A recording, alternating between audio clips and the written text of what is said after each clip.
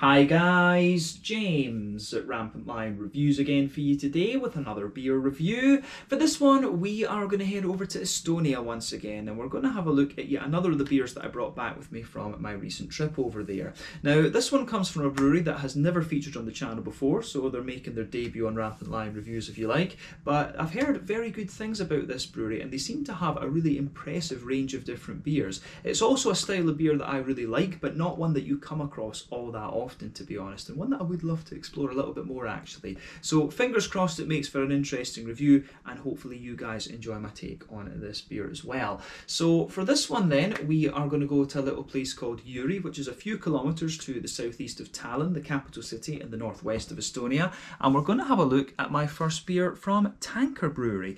So this one is called the Ketser. It comes in at 7% ABV, and it's a Flanders red ale. So yeah, I love Flanders red ales. I really got into these after trying Rodenbach and then Duchesse de Bourgogne.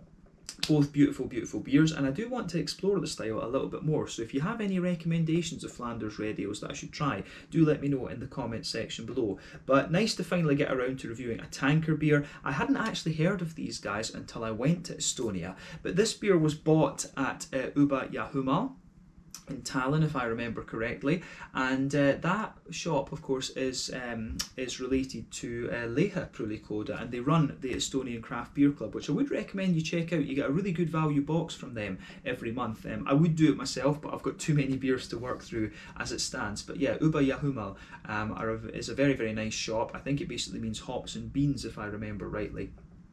So they've got really nice coffees in there. They've got a nice tap room through the back, and you can check out my out and about video if you want to go and have a little look at that. But yeah, like I said, very first time I'm reviewing a Tankr beer. I hadn't heard of these guys until I saw their beers in Estonia, but I did see that the English guys had reviewed quite a few of their beers, so they have been over in England for a little while. And then quite recently we got another one of their beers through the Tillfälliga assortment, the temporary assortment through Systembolaget here in Sweden. I've got that one in the fridge. You'll see it reviewed a little bit later on, and if memory serves me correctly, it is a rye wine, which again was one of the reasons that made me get it. So these guys obviously are not afraid to try different styles. So yeah, like I said, nice to finally give them their debut here on RampantLionReviews, and I hope that you guys enjoy my take on this beer as well. I'm certainly looking forward to this one. An Estonian Flanders red ale should be good. So yeah, as always with my reviews then, I'll tell you a little bit about the brewery before we taste the beer. If you want to get straight to the tasting, just fast forward. All the usual links are in the video description below. That's the brewery website, the link to my other reviews that I'll do in the future from Tankr Brewery. Very first time I'm trying one of their beers, as I mentioned, but there's all the usual social media down there. If you want to see more reviews, do please consider subscribing to the channel. The whole channel, of course, has a geography-based tagging system, so you can go into the homepage and search for beer based on country, city, state, county, province, prefecture, whatever it is you happen to be interested in. Do check out the playlists of beers from different countries. There is one there for all the Estonian beers that I've reviewed for you. That's still being added to quite regularly because I still have quite a few of the big heavy beers that I brought back with me to review. But as always, please do get in touch and let me know some of the other beers and breweries that you guys would like to see me review. It's always great to hear from you guys that are watching the videos, and the support that you show the channel is hugely appreciated. So anyway, to tell you a little bit about Tankr Brewery then, on to my brewery notes. So Tankr Brewery, as I mentioned to you already, are based in Jüri, which is a few kilometres to the southeast of Tallinn, the capital city in the northwest of the country, and the three men behind this company are Ryan Suske, Janis Tamela, and Ants Lydam. So Ryan arrived in Tallinn from San Diego in California before the beer scene had really taken off in Estonia, and when he got there he just missed his American beers, so his solution was to start brewing his own. So together he and Janis began brewing in Janis's garage, and then later they teamed up with gypsy brewer Ants Lydam to form the company officially in 2014, and this was after they had met Ants at a home brewing meeting. But at this point Ants actually had a brand already which was called Tankr, and the three of them decided together that they were going to continue with this, and they searched for a premises. The first brewery that they had was located in Vaida, which again is in the sort of Tallinn area of Estonia, and they began production there in April of 2015. So they started off with a 1,000 litre brew kit and 8,000 litres of fermentation capacity, and by the end of the first year they produced around 40,000 litres of beer. They installed an automated bottling line in 2016, and by the end of that year they were producing around 120,000 litres of beer per month, which is pretty damn impressive. But in 2018 2018 they started planning a further expansion, and they used crowdfunding to help them form their new brewery in Jüri. But the new brewery opened in May of 2019, and it can produce about 45,000 litres of beer per month, or 450,000 I think. From what I understand. So it's a pretty damn big operation they've got there. But they still have their brewery in Vida, which is now used to produce and age the sour beers, which I'm guessing is where this beer was made. And apparently they export around 1/3 of their total production, which is pretty impressive. But that's quite common in Estonia, because remember, Estonia is only a country of around 1.1 million people, if I remember rightly, and there's just under 1 million Estonians from what I remember, or maybe is it 1.3 million? Can't remember, it could be 1.3, but Estonia is very small in terms of population, if you like. So yeah, quite a lot of the breweries export at least 1/3 of their total production. But as of March 2021, when I'm reviewing this beer for you, they've produced around 190 different beers, and like I said to you earlier, there's a whole host of different styles from these guys. The other one that I have is a rye wine, so at some stage I'm going to need to try a few kind of normal beers or regular beers from these guys. I'll need to see if I can get like an IPA or something like this. An IPA and an Imperial Stout probably would be a good point of reference for these guys. But yeah, that's all I can really tell you about Tanker Brewery for the moment. If you want to learn more about these guys, you can check out the brewery website. You can follow them on Facebook and Instagram to keep up to date with all the latest goings on, and you can of course check out the Rate Beer, Untappd and Beer Advocate pages to learn more about all those different beers. I think I got my figures wrong in this one as well, actually, so I think I'm just looking at the numbers there. I think I've typed it wrong. So yeah, I think it must have been around 12,000 litres of beer they were producing per month in 2016, and probably around 45,000 litres of beer per month in the new brewery. That would make sense. So yeah, because it's a scale up obviously, so yeah, I'll need to fix that. I'll need to fix the notes for the next review, just a typo there. But yeah, there we go. But yeah, let's get on and actually have a taste of this beer then. I'm really curious to see what this one has in store for us, as I say. But yeah, the artwork on this one is pretty impressive. When I was in Harjumaa, they actually had quite a few different tanker beers and quite a few different sours actually. These guys seem to be one of the bigger sour producers down there. But yeah, I was impressed with the range of different stuff that you could get from Tanker. There you can see it's got a nice kind of foil top on it, 7% ABV, and yeah, it should be really nice. I'm not sure. I've seen this symbol on quite a few things. I'm not sure exactly what that is the symbol of again, but yeah, I think I've seen it on like Alestorm albums with Leviathan. There's another brewery in the States that uses it as well. Is it maybe the Veil that used that symbol?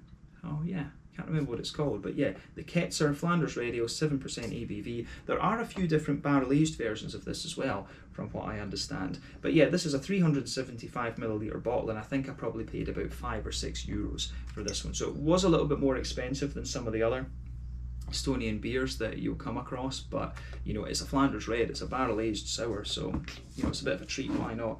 Now, I need to figure out how to get this top off the beer. Let me see. This is going to be the next thing. We'll just need to, yeah, we'll just do it like this, why not? There we are. There you go. So, oh, it's got a wee bit of dust and stuff underneath it, but it should still be okay. But yeah, let's get this guy out and we'll get on with the tasting then. It comes off quite easily, thankfully. Oh, you can smell the fruity esters coming out of this already. You can smell them. So yeah, let's get this guy out and into the glass. I'm very curious to see what this has in store for us. I think this should be very, very nice. It looks very good actually. There we are. Look at that. Look at that. So, OCD is happy, the bottle's lined up again, and there we go. So, just before the head disappears, because I think that is going to go quite quickly, you can see that the beer poured with a 3/4 finger of a frothy, light kind of beigey coloured head. So yeah, I can feel that. It's actually agulating on one side, and there's a little hole over here that's gradually just getting bigger and bigger. But yeah, nice, very slightly beigey coloured head to this one. But in terms of colour, if we shine the light through this, I'm not sure how well it's going to show up on the camera, but it's got a lovely sort of mahogany. Oh, I can see you guys are actually seeing that colour quite nicely. Yeah, it's got a lovely sort of mahogany type vibe to it, this beer. A nice rich kind of mahogany coppery type colour. So I really like how that goes together. But yeah, 1 or 2 big bubbles sticking towards the side of the glass, a few little ones going up towards the bottom of the head there. But I mean, overall, it does look very, very nice. There's 1 or 2 tiny little bits of sediment in this one, and I mean, when it's barrel aged, you are going to get that. But in terms of a Flanders red ale, in terms of its appearance, that kind of is what you would expect from them, to be honest. They can be, some of them can be very dark, some of them can be very bright and red. It really just varies from brewery to brewery. Remember, the colour of your beer depends on a couple of different things. One, the type of malts that you use in the first place. Two, the length of your wort boil. The longer you boil the wort, the more the sugars caramelise, thus you get a darker colour out of your beer. And then when it comes to sour beers, usually adjuncts and then barrel aging is what's going to affect them. But yeah, it looks very nice. There are a few little, you can see like tiny little bits of particulate matter floating around in there. But yeah, there's a wee bit of sediment in the bottom of the bottle there, but not overly much, I think. Yeah, it doesn't look too much. Does it have a, did this have a bottling date on it? It said best before the 1st of August 2020.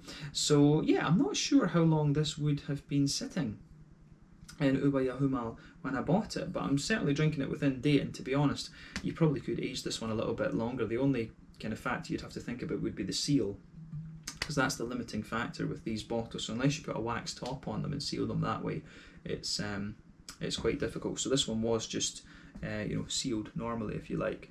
But yeah, you probably could age it a little bit longer than that. But yeah, in terms of appearance, nothing overly surprising about this beer when you consider the style of it. But let's have a look at the aroma then and just see how we get on.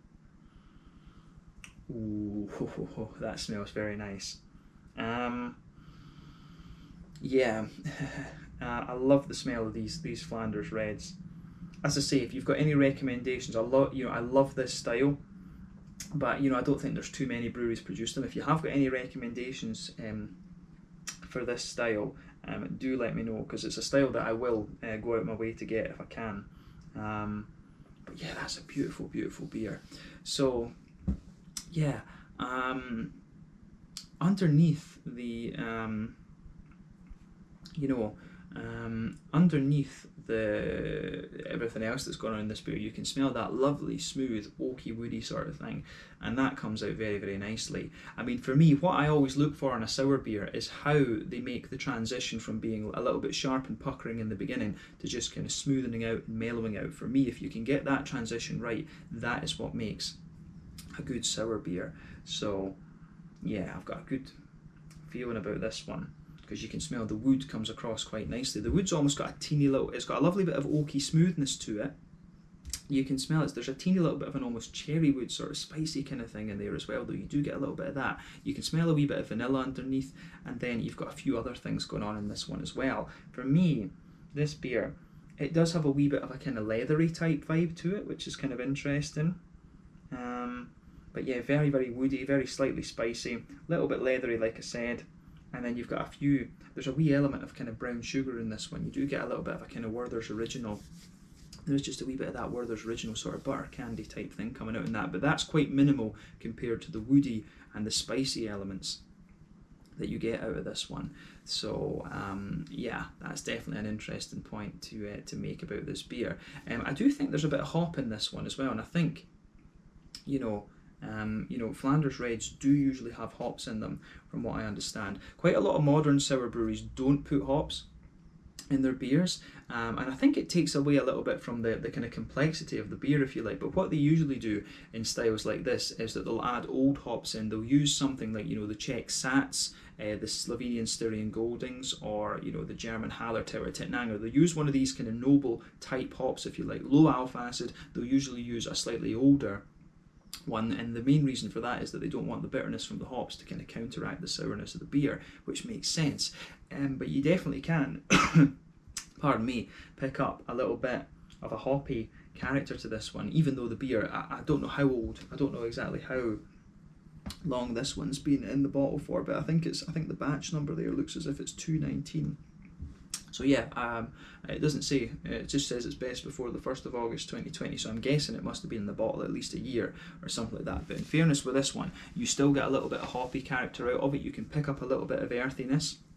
There's a wee touch of a herbal quality in there as well, and there's a wee bit of a floral note, and you do get a wee bit of grassiness out of the beer as well. But I would stress that those hoppy elements that you get in the aroma are quite minimal compared to the other things that are going on in this one. So yeah, I think that covers the sort of barrel aging-y side of the beer and the green side of things. So let's focus on the fruity and sour side of the beer. So yeah, you can smell this beer does have quite a wee bit of that kind of acidic, tanniny sort of thing going on. It does smell quite tart actually, and it's interesting, this one. You do get a wee bit of a kind of cherryish note to it. There's definitely quite a bit of kind of raisin for me as well, but you get a lot of the softer tropical fruit notes. It's definitely red fruit. I mean, sometimes in these beers you can get a little bit of a black berry sort of thing out of them, but not really with this one. I do get a wee bit of a kind of black curranty note, in fairness. I get a bit of a black curranty and a bit of a kind of figgy note out of this one, although maybe the black currants would be red currants. That's the thing. I always find it a little bit difficult to kind of distinguish between the different smells of currants because their aromas are always very, very soft. But yeah, the aroma of this one is quite interesting. Like I say, quite sharp tart cherries. I would say there is quite a nice sharp tart cherry kind of thing in this one. And you do get a wee bit of a sharper raisiny note there as well. A little bit of fig, definitely. There is definitely a good little bit of a figgy character in this one for sure.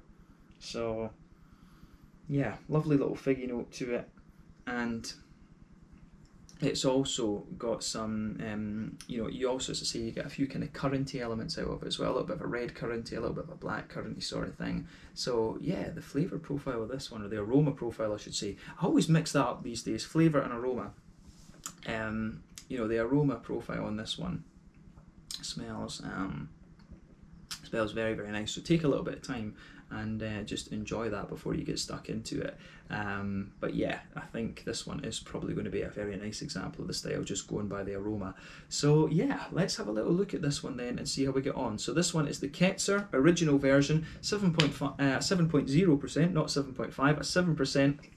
Flanders Red Ale from Tanker Brewery in Jüri to the southeast of Tallinn in Estonia. Let's get stuck into this, really curious. Slange, skål, terviseks.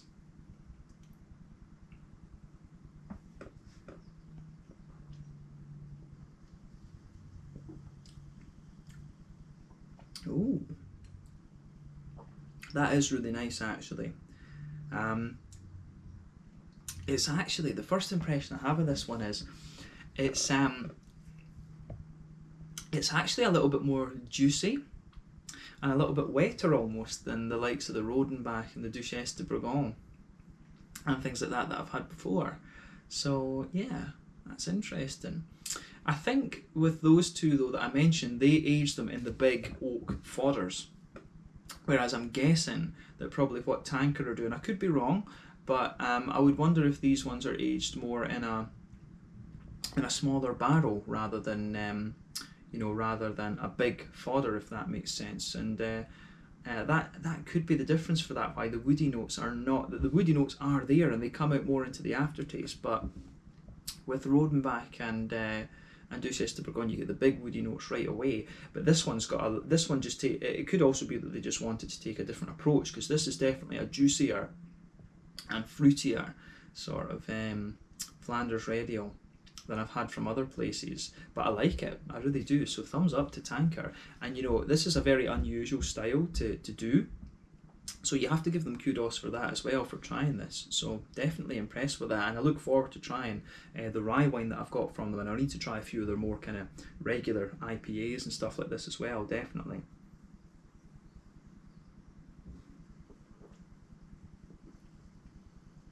But yeah, as a fan of Flanders Red Ales, I do like this one. I think they've done a good job with it.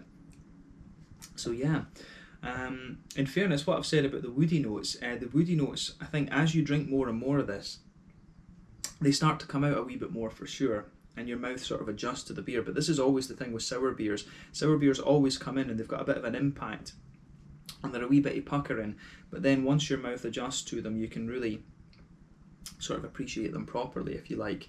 So yeah, this is an interesting one for sure. I do like how this beer goes about its business. So let's try and break down the flavour for you then. So straight away across the middle of your palate, once you move further into the aftertaste, you can feel that nice kind of smooth oaky sort of thing there. As I said, the oakiness that you get out of this one is a little bit more kind of smooth, if that makes sense. It almost doesn't feel quite as thick as you would get in in the likes of Rodenbach or Duchesse de Bourgogne. It just doesn't feel quite as thick as that, but it's got a lovely smoothness to it, and particularly as you move towards the kind of front half of that middle third of your palate, you get a lovely little touch of vanilla out of this beer. But then the further you go into the aftertaste, the middle of your palate really smoothens out. You've got that little hint of vanilla in there, and it just goes together really, really well. I love how this one, I love how that woody note it does just come out really nicely. The further you go into the aftertaste with the beer as well, you will in the very centre of your palate get a little bit of a slightly like Werther's Original butter candy type thing out of that. I'm not sure how good a reference that is for Estonians right enough, because I don't remember seeing Werther's Original sweets in Estonia, but yeah, it's definitely a little bit of that kind of butter candy thing in the middle of your palate there. But I mean, overall, it's just a lovely, lovely woody backbone that the beer has. But like I say, it's not quite as prominent and not quite as thick as I've had in other Flanders Reds. This beer definitely takes a little bit of a kind of lighter and more drinkable approach, if you like. And I do wonder, I'm just thinking about the technicalities of the brewing, is that maybe because it's aged just in a small barrel rather than the fodder? I don't know about that. It's quite interesting to think. Could also be something to do with the yeast as well, actually. But yeah.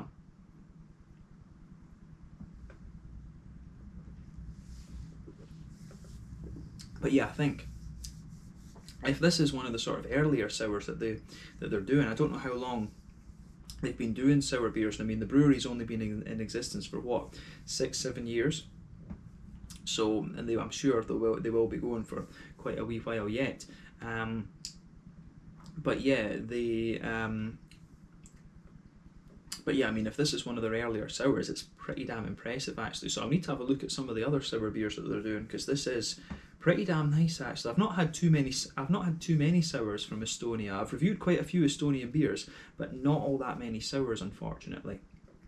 So yeah, but in terms of the other parts of the malt base, I think on top of that, you do, as I say, you get that sort of Werther's Original type thing, giving you a little bit of sweetness there. But as you move further back into the back third of your palate, you can feel that on the border region between middle third and back third of your palate, there's a slight little touch of a kind of more grainy element to the wood. But then yeah, the back third of your palate again is that very, very smooth oaky sort of thing. So yeah, it goes together very, very nicely, this one, in a lot of ways. There is a slight hint of breadiness comes out of the beer a little bit later on, like a slightly smooth wholemeal bready sort of thing.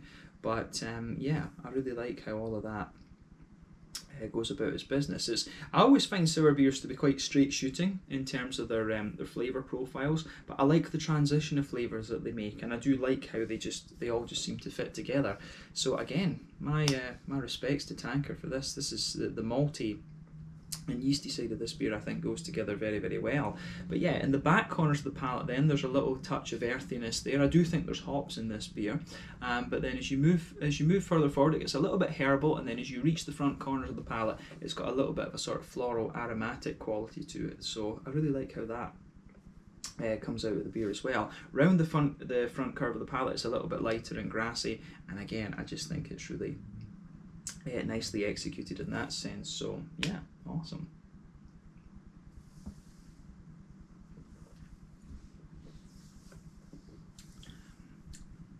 So yeah, the fruity side of this beer, I think, complements everything else really nicely as well.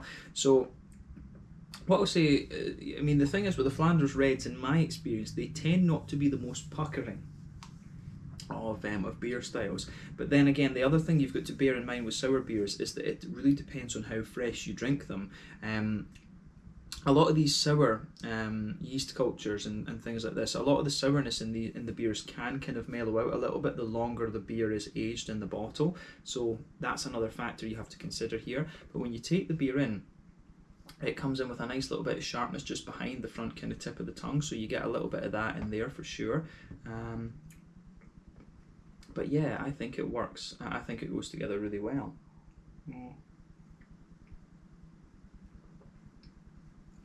So you get just a wee bit of tartness there, just behind that very front tip of the tongue. Then the fruits just roll out and roll across the back, just roll across further back on your palate. So yeah, I really like how that how all of that goes about its business. So yeah, it's pretty damn cool, I have to say. So yeah, let's the fruity side of things then. So as I always say, the fruity esters in a beer come out in that oily bubble behind the front curve of the tongue there. They just roll out, and that'll be after a mixture of the hops and the yeast in this case. But yeah, the underpinning of the fruity part of this beer is definitely the wood. You've got that nice smooth oaky sort of thing there. A wee touch of vanilla, I think, as well. And then in that border region between front and middle third of your palate, there's a little bit of a kind of graininess too. But I do like how that side of the beer goes about its business too. But yeah, in terms of the fruity side of things, like I said, when you take in the beer, it's got a little bit of a slightly cherryish sharpness to it. I don't get so much of the kind of plummy notes out of this one. This beer for me, and the flavour, it really leans towards a more kind of light figgy type quality. You've got a bit of a red curranty kind of thing going on as well. So yeah, there's not too much in the way of like darker fruits in this. The fruity notes in this beer for me are actually quite bright, and I would stick with that. Like, you know, I would definitely stick with that and say, you know, it's how would you say, it's it's got a little bit of fig to it. It's got a little bit of it's got a little bit of figginess to it. It's got a little bit of figginess, a little bit of a kind of red curranty sort of thing, a little bit of a black currant, maybe a wee bit of a kind of candied strawberry as well actually starts to come out of it a little bit later on. But yeah, nice kind of soft red fruits basically to summarise the fruity part of this beer. But yeah, I think this is a really nicely executed beer, and I'm going to enjoy sipping on this for the next hour or two. It's really nice. These beers for me, they are sippers. The Flanders Reds are tasters, absolutely.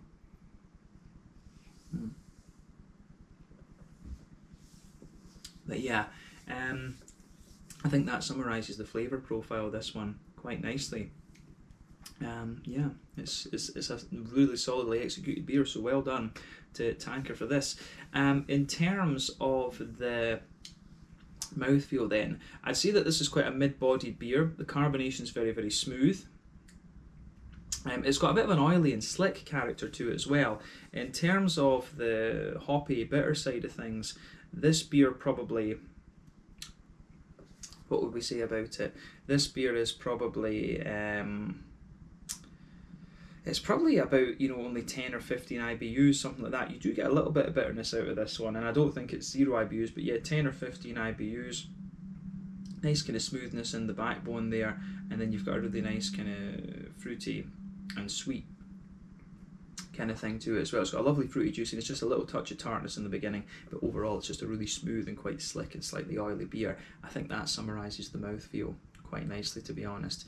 So yeah, I think that's a good point to kind of round off this first review from Tanker. Very impressed with this beer, and it certainly makes me very curious to try the rye wine that I have in the fridge, so we'll see about reviewing that in a couple of videos time. But yeah, this one was the Ketser 7% Flanders Red Ale, really nicely done from Tanker Brewery in Jüri to the southeast of Tallinn in Estonia. Really impressed with this, and I certainly hope I can get a few more beers from these guys beyond the two that I have just now, so we'll see about that. I need to get back to Estonia again at some point soon. I always enjoy going over there to visit my friends.